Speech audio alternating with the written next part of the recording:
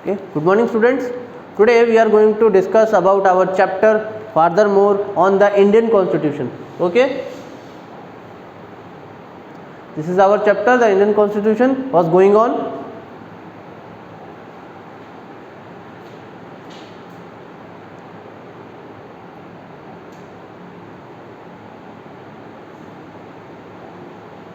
Okay, we have already discussed about the topic, the Indian, what is Indian Constitution anyway, what do we need Indian Constitution, the history of Constitution of India, the framing of Constitution of India, the preamble of Constitution of India. Today we are going to discuss on the topic of this one, what is the Constitution of India. Okay,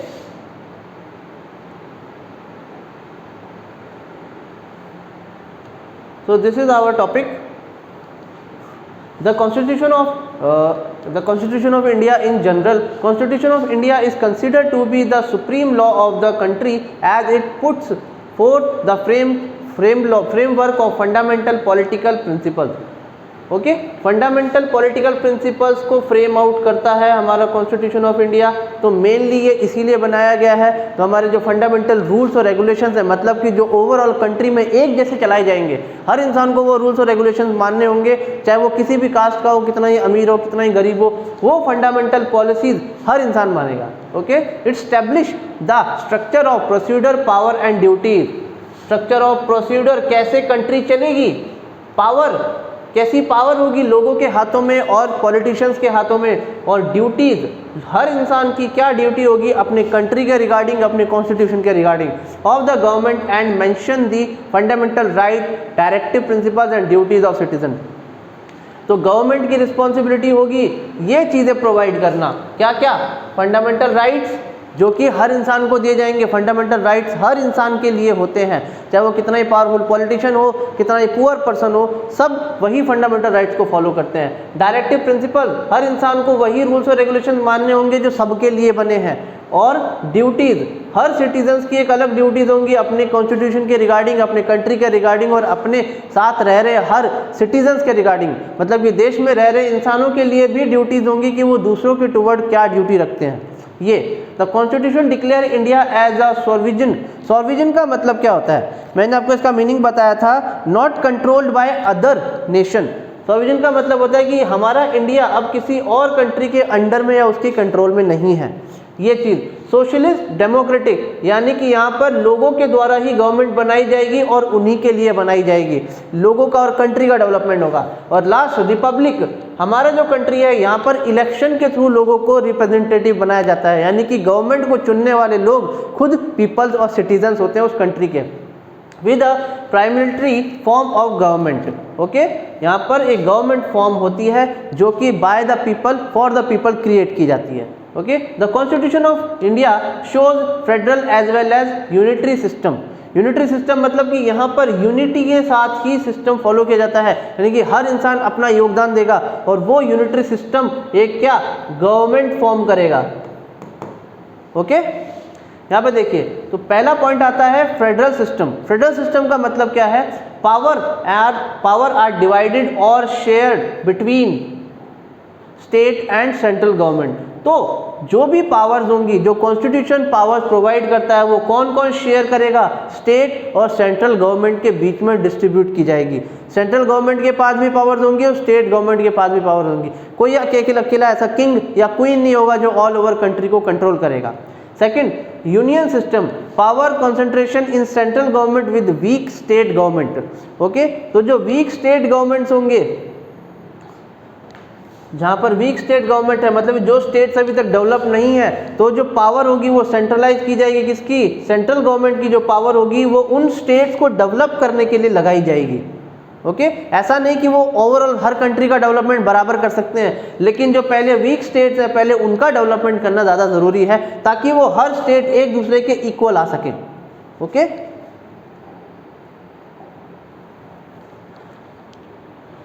both features are listed below. तो federal system के points क्या है यहाँ पे देखेंगे. Federal system का पहला point है सुपरमेसी ऑफ द कॉन्स्टिट्यूशन, मतलब कि कॉन्स्टिट्यूशन सबसे ऊपर होगा.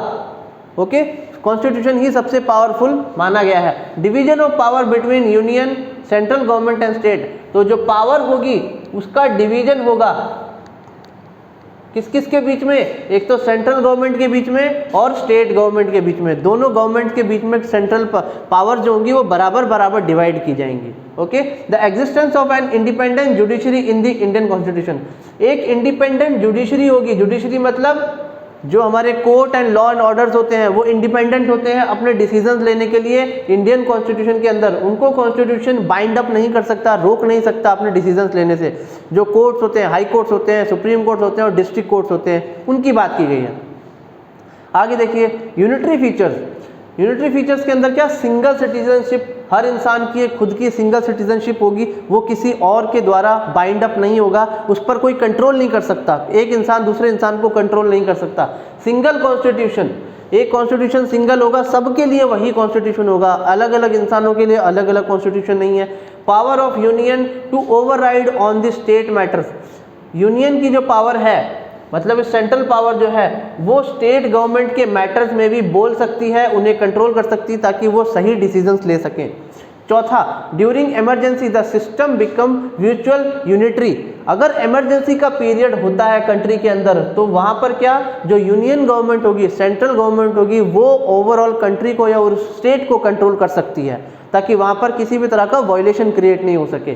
Change in the name and boundaries of the state by the parliament, किसी भी स्टेट का नाम चेंज करना है या बाउंड्री का नाम चेंज करना है तो वो किसके द्वारा किया जा सकता है, पार्लियामेंट ही उसको चेंज कर सकती है।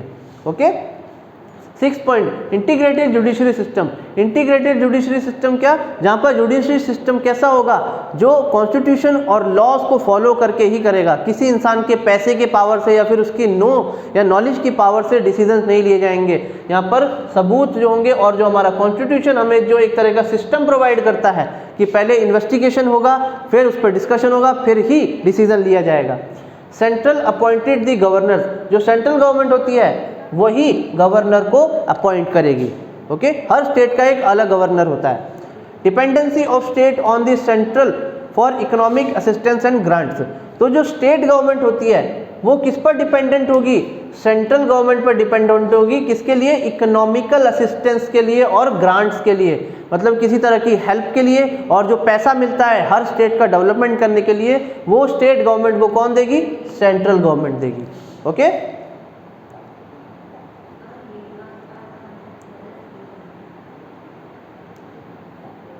यहाँ देखिए structure of constitution of India का स्ट्रक्चर कुछ ऐसा नजर आता है। The constitution in the current form, March 2011 में जो करंट फॉर्म जो दिखाया गया था वो ये है, consist of 1 preamble, okay, 25 parts containing 450 articles, इसके अंदर 450 आर्टिकल्स हैं 25 पार्ट्स के अंदर।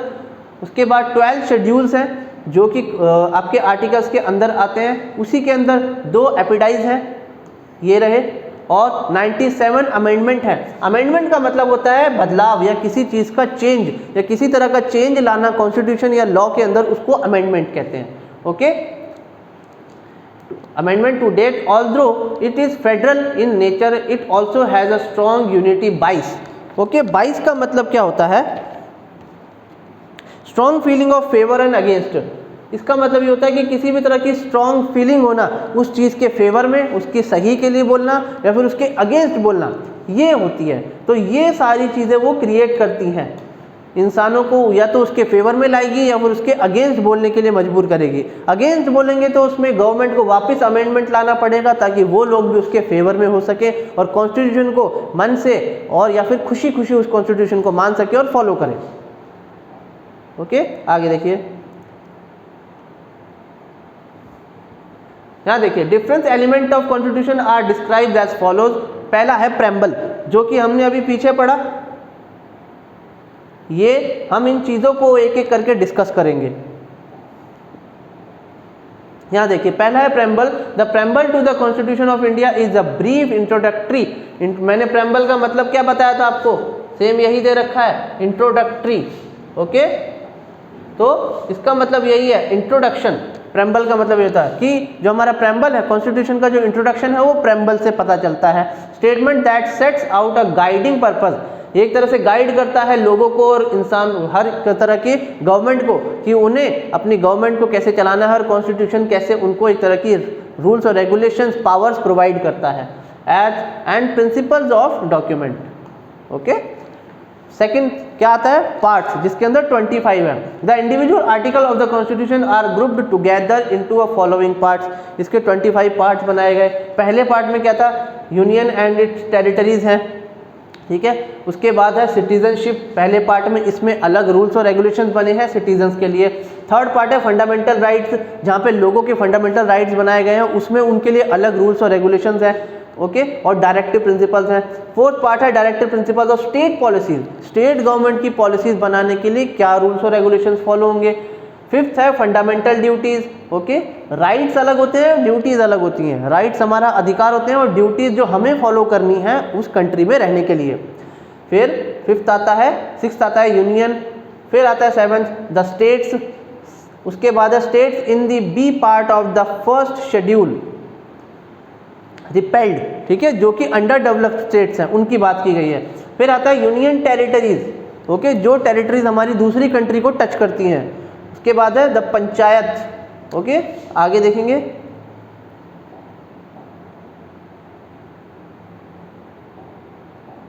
यहाँ देखिए फिर आता है म्युनिसिपैलिटीज, जो कि हम शहरों में देखते हैं, म्युनिसिपल कॉर्पोरेशंस होती हैं। फिर scheduled tribes and scheduled areas, okay, relationship between the union and the state, central और स्टेट गवर्नमेंट का रिलेशनशिप उसके बीच में। Finance, property, contracts and suits, ये trade and commerce with in the territory of the country, मतलब कि India के अंदर जो ट्रेडिंग होगी उसके रूल्स और रेगुलेशंस क्या होंगे। Service under the union the state और सेंट्रल गवर्नमेंट की सर्विसेज क्या प्रोवाइड की जाएंगी। ट्राइब्यूनल्स का मतलब क्या होता है, ओके, ट्राइब्यूनल्स का मतलब देखिए टाइप ऑफ कोर्ट, ये एक तरह का कोर्ट होता है जहां पर किसी भी तरह के डिसीजंस को लिया जाता है, जो कि सेंट्रल गवर्नमेंट या स्टेट गवर्नमेंट के बीच में कोई डिस्प्यूट हो, किसी तरह की प्रॉब्लम हो जो गवर्नमेंट के बीच में आती है, उसको ट्राइब्यूनल्स कहते हैं। फिर इलेक्शंस, ये एक अलग पार्ट है। उसके बाद special provision relating to certain classes, अलग अलग तरह के सेक्शन जो होते हैं कास्ट के अंदर उनके रिगार्डिंग। फिर आता है लैंग्वेज को लेकर, इमरजेंसी प्रोविजन, मिसलेनियसनेस, ओके, ये जो पॉइंट है इसको देखिए। मिसलेनियसनेस का मतलब क्या होता है, consisting of many different types of thing, अलग अलग तरह की चीज़ों को लेकर डिस्कस करना। ये सारी चीज़ों के अलावा भी कंट्री के अंदर बहुत तरह की प्रॉब्लम्स होती हैं, तो यहाँ पर उनके डिस्कशन के लिए अलग रूल्स और रेगुलेशंस है और उनको किस तरीके से डिस्कस किया जाएगा वो सब उसमें लिखा होता है। फिर अमेंडमेंट ऑफ द कॉन्स्टिट्यूशन, मतलब कि कॉन्स्टिट्यूशन के अंदर किसी तरह का बदलाव लाना होगा तो कैसे रूल्स और रेगुलेशंस फॉलो होंगे। Temporary, translation and special provision, temporary का मतलब क्या होता है, जो थोड़े वक्त के लिए किया जाता है, ओके, और ट्रांसलेशन का मतलब क्या होता है, ट्रांसफरेबल, यानी कि जिस चीज़ को किसी और को दिया जा सके या फिर बदला जा सके, ठीक है, किसी लॉ को बदलना है, किसी लॉ को किसी और लॉ पर लगाना है या फिर किसी लॉ के साथ जोड़ना है। और स्पेशल प्रोविजंस, कुछ अलग अलग तरह के प्रोविजंस बनते हैं, जैसे कि शेड्यूल्ड ट्राइब्स और शेड्यूल्ड कास्ट के लिए कुछ स्पेशल प्रोविजंस बने हुए हैं, वो चीज़ों का एक अलग पार्ट है। और लास्ट है short title, date of commencement, authoritative text in Hindi and repeals, ये चीज़ें हैं, ओके। आगे देखिए थर्ड पॉइंट क्या था, आर्टिकल 1 से लेकर 450, it is sub categories of different parts in the constitution which contain detailed information of the subject और the title which are article represent. Articles क्या होते हैं, जो कि रिप्रेजेंट करते हैं अलग अलग तरह के लॉज को, और उसके अंदर 1 से लेकर ऐसे 450 हैं, उसके अंदर आपके अलग अलग सब कैटेगरीज आती हैं। आर्टिकल्स के अंदर आती हैं सब कैटेगरीज, जैसे कि सेक्शन 125 का सेक्शन ए, ऐसे हम एग्जाम्पल के तौर पर बोलते हैं, तो वो सब कैटेगरीज इन आर्टिकल्स के अंदर आती हैं। और उन आर्टिकल्स में उस लॉ के रिगार्डिंग चीज़ें लिखी होती हैं, अगर वो उस कानून को तोड़ेगा तो उसमें सज़ा क्या मिलेगी वो लिखा रहता है, और या फिर उस इंसान को एक तरीके से इंसाफ दिलाने के लिए किस तरीके का प्रोसीजर फॉलो होगा, वो सारी चीज़ें आर्टिकल में ही लिखी होती हैं, ओके।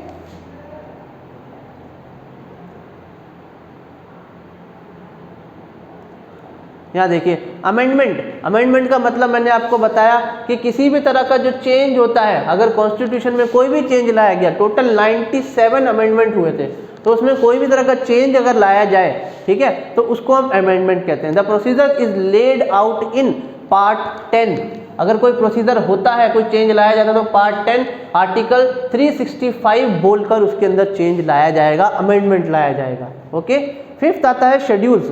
12 शेड्यूल्स हैं are listed in the constitution that categorized and tabulated ब्रोमेटिकेटेड का मतलब क्या होता है? Involving complicated official rules which are seems unnecessary. कुछ ऐसे ब्रोमेटिकेटेड होते हैं, मतलब कि कुछ ऐसे कॉम्प्लिकेटेड रूल्स और रेगुलेशंस बनाए जाते हैं, ठीक है, जिनकी ज़रूरत नहीं होती, लेकिन फिर भी उनको फॉलो किया जाता है ताकि एक करेक्ट फॉर्म में उस सिस्टम को चलाया जा सके। ओके। यहाँ पर एक बोलेंगे कोई भी तरह की पॉलिसी बनाने के लिए, कोई चेंज लाने के लिए, कोई कॉन्स्टिट्यूशन बताने के लिए, उन सब चीज़ों को शेड्यूल से लिया जाता है। अपेंडिसाइज का मतलब क्या होता है? That gives extra information. Okay. ऐसी कोई चीज़ें होती है, जैसे कंक्लूजन्स होता है, हर बुक के लास्ट के पेज में कुछ लिखा होता है या स्टार्टिंग के पेज में कुछ लिखा होता है, तो वो एपिडाइज होते हैं। एपिडाइज क्या मतलब होता है? जो एक्स्ट्रा इंफॉर्मेशन प्रोवाइड करते हैं उस बुक को लेकर या फिर उस सब्जेक्ट को लेकर। और लास्ट है आपका फंडामेंटल राइट्स, आर्टिकल्स 12 से लेकर 35 तक।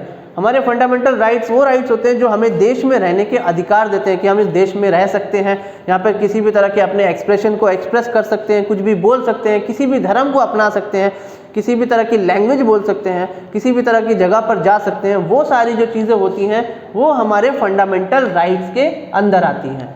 ओके। आगे देखिए,